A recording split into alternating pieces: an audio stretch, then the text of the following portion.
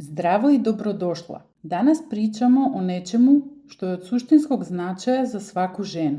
Preuzimanje odgovornosti za svoje financije. Previše često vidim da žene svoj novac prepuštaju drugima, partnerima, računovođama, financijskim savjetnicama, jer misle da oni znaju bolje. Dugo sam izbjegavala da izgovorim ovo naglas, ali sada ovu rečenicu izgovaram svaki put kad pričam sa ženama o novcu. Niko neće voditi računa o tvom novcu bolje od tebe. Ni tvoj muž, ni tvoj računovođa, ni tvoj financijski savjetnik, ni tvoja banka, ni tvoja država. Jer niko. Ali niko ne zna tvoje snove, tvoje strahove, tvoje ciljeve, tvoje planove, želje i tvoj život bolje od tebe. Novac je tvoja odgovornost, ali ako ga ne kontrolišeš ti, niko drugi to neće da uradi na pravi način za tebe. I ako ti ne znaš da upravljaš svojim novcem, praktično si dala nekome drugom dozvolu da upravlja tvojim životom. Zato, ostani sa mnom u narednih nekoliko minuta jer želim da ti pokažem zašto je važno da svaka žena ume sa novcem i kako da preuzmemo kontrolu nad svojim financijama. Zašto je novac tvoja odgovornost? Zato što novac nije samo broj na računu ili papir u novčaniku. Novac je alat. Alat koji nam omogućava da gradimo život kakav želimo. Ako prepuštamo upravljanje novcem nekome drugome, rizikujemo da naše želje i ciljevi budu zamenjeni tuđim odlukama, da propustimo prilike za ulaganje i rast ili da postanemo financijski zavisne od drugih. Svaka žena koja želi slobodu i nezavisnost mora da zna koliko zarađuje, koliko troši, koliko štedi i gdje investira. I ovo je nešto što niko ne govori naglas. Novac ne donosi slobodu. Znanje o novcu donosi slobodu. Možeš da imaš 5.000 ili 50.000 evra mjesečno, ali ako ne znaš da upravljaš novcem, bit ćeš podjednako nesigurna. I upravo zato toliko žena koje zarađuju dobro i dalje osjećaju strah, manjak ili haos. Kada mi žene ne preuzimamo aktivnu ulogu u upravljanju svojim novcem, mi nesvjesno prepuštamo drugima moć da odlučuju o našim snovima. I to ne zato što smo nesposobne, nego zato što smo poverovale da je tuđa odgovornost da vodi računa o našem životu. Ne zato što ne znamo, nego zato što nam društvo, mediji, pa čak i porodica godinama poručuju. Pusti, to su muške stvari. Ti samo zaradi i on će da se pobrine za ostatak. Ti samo budi štedljiva i nemoj mnogo da trošiš. Budi odgovorna. Ali evo šta se dešava. Dok čekamo da neko drugi odluči za nas, život prolazi.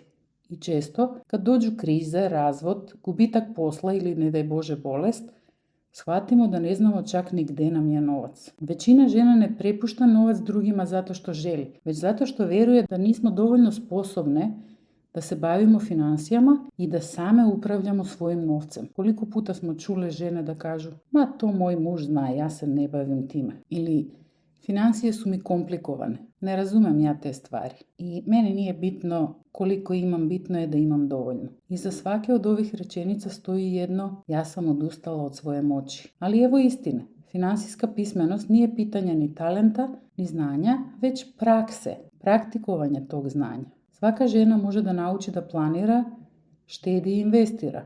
Potrebno je samo da napravi prvi korak i preuzme odgovornost. Također od žena najčešće čujem da kažu ja nisam dobra sa brojevima i meni matematika nikad nije išla. Ali prava istina je da financijska pismenost nema veze sa matematikom.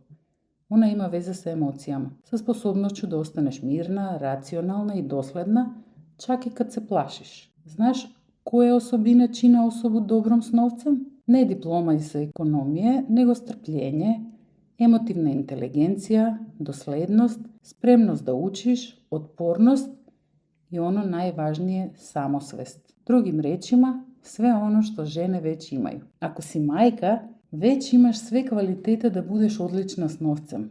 Znaš da planiraš, da budeš mirna pod pritiskom, da balansiraš, da misliš dugoročno, a sve su to financijske supermoći. Zato prestani da govoriš ja nisam dobra s parama, jer već jesi. Samo treba da to znanje prevedeš u praksu. A taj stid, ta ideja da novac i financije nisu tvoj teren, je upravo ono što te drži van igre. I zato, sljedeći put kad pomisliš, neću sad da gledam stanje na računu, samo ću se iznervirati. Sjeti se da nije gledanje računa ono što te stresira. Stresira te to što ne znaš šta se dešava. Kao u horror filmu. Најстрашниот идеон nije kad vidiš čudovište, nego kad ga ne vidiš i samo čekaš kad će da iskoči. I zato pogledaj, otvori aplikaciju banke i pogledaj svoje brojeve.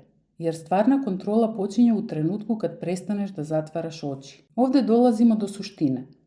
Ako ne menjaš svoj odnos prema novcu, ti ga zapravo biraš. Ako ne menjaš način na koji se odnosiš prema svom novcu, aktivno biraš da ostaneš u neznanju, u stresu i u zavisnosti.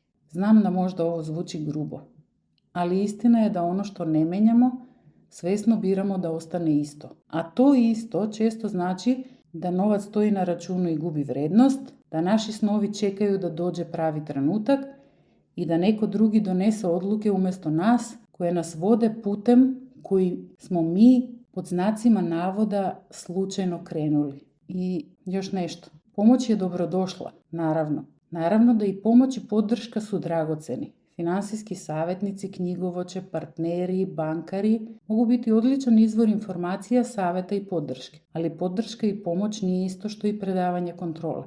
Na kraju dana odluka mora biti tvoja. Kao kad ideš kod lekara. On ti daje dijagnozu i savjet. Ali ti odlučuješ da li ćeš uzeti terapiju, da li ćeš poslušati savjete i da li ćeš promijeniti način života. Isto je i sa financijama. Savjetnik može da ti objasni mogućnosti, ali odluka mora da bude tvoja. Zašto? Zato što niko ne zna bolje od tebe kakav život želiš da stvoriš. Niko ne zna tvoje prioritete i snove bolje od tebe. Niko ne zna šta je za tebe važno, koliko rizika si spremna da preuzmeš, niti da li ti je od primarne važnosti da imaš sigurnost, slobodu ili možda mir. Savjet je pomoć, ali odluka je moć. I ta moć pripada tebi. Znam da mnogi žene sada razmišljaju, ali ja ne znam dovoljno gdje da počnem. I to je u redu. Ne moraš da znaš sve, samo treba da odlučiš da želiš da naučiš. Upravljanje novcem nije talenat, to je veština. I zapravo to je životna veština. A svaka veština se uči, korak po korak. I zato počni malim koracima. Evo nekoliko koraka koji menjaju sve. Korak broj 1. Upoznaj svoje brojeve. Znaš li tačno koliko mjesečno zarađuješ, koliko trošiš, koje su tvoje fiksne, a koje promenljive stavke? Ako ne znaš, počni da vodiš evidenciju. Korak broj 2. Postavi svoje financijske ciljeve. Šta želiš? Da kupiš nekretninu, da putuješ možda ili da investiraš u svoju budućnost. Korak broj 3. Počni da investiraš.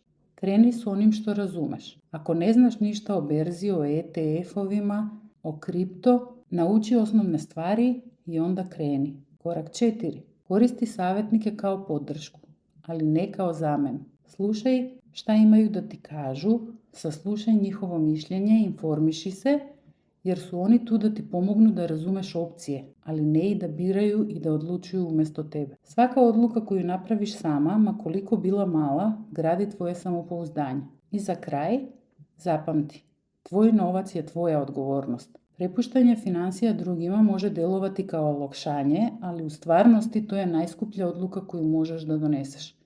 Kada preuzmeš odgovornost za svoj novac, počinješ da donosiš odluke u skladu sa svojim snovima i vrednostima, gradiš svoju slobodu i nezavisnost i postaješ samostalna, sigurna i osnažena žena. Tvoj novac nije njihova stvar.